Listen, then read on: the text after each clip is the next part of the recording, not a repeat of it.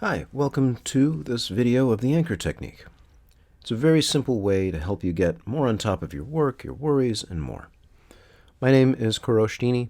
I'm a psychiatrist and psychoanalyst, as well as a writer about being meaningfully productive. There can be times that you feel adrift, lost, have a hard time focusing. Maybe you're relying on deadlines to get things done. There's a sea of sticky notes, overflowing lists everywhere. Maybe any form of system that you've built up lasts only for a short period of time until it collapses. Now, sometimes the right conditions show up, and then like magic, you're sailing. You're getting more done in less time than most people do. But it's hard to know how you got there. These seemingly contradictory conditions are part of what I call a wandering mind. Everybody's mind wanders. It's just that some wander more than others. And even then, maybe some days are more wandering than others. Often, there are multiple things going on. You have lots of interests, things you want to do, things you need to do, things you're worried about. Maybe you're just feeling confused. Could be multiple paths of where to go next. A lot of things are going on. Maybe your head just feels empty. I like this phrase, your head feels like it's full of bees. I read that somewhere. So the anchor technique. It rests on the idea that whatever system you use has to allow this genuine connection with your inner voice, whatever makes sense to you in the moment. Here's the overview. It's going to seem like, what's the big deal? But if you try it, I think you'll get a sense. The most vital practice is being able to pause. Decisions take thought, and thoughts take time. Pausing is the first step, not just in slowing down your mind, but in giving your mind room to make a decision. Then get pen and paper.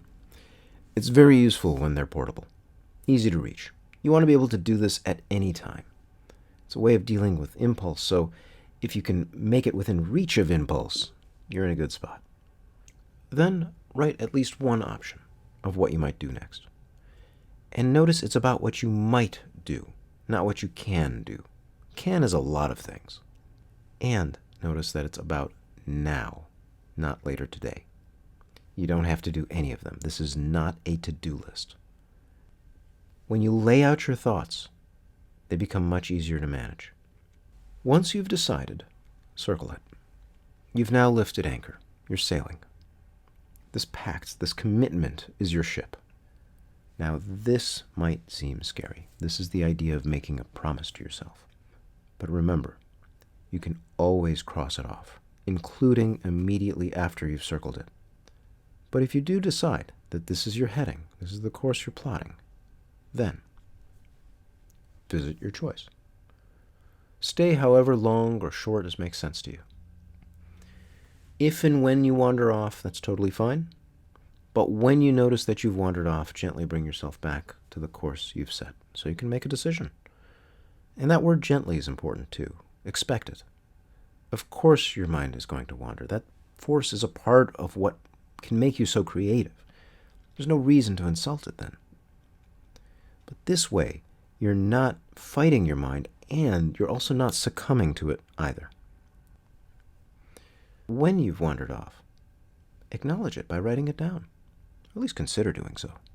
You can add it to the list. You can add email, game, whatever. You now have every right to cross off the first one and circle this instead. When you're done, cross it out. You might be done with the work. You could also be tired. You might just want to do something else. Whatever feels like it makes sense to you, cross it off whenever you want. Finally, you can still use the anchor pad if you want, even after you've crossed off what you'd circled. Go back to step 3 and update the list. Make it so that it's relevant for now. What are the options for now? But when you're done with this list, get rid of it.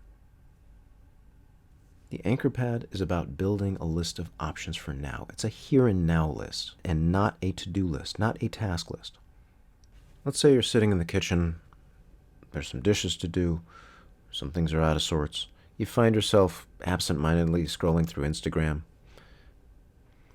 In catching yourself, you pause, grab a nearby pen and paper, and you write.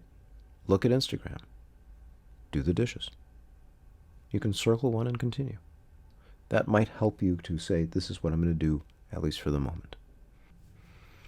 Here's another example. Just a series of things. I'm feeling scattered. I just want to write some ideas down. What do I want to do? I can circle one of these and move on.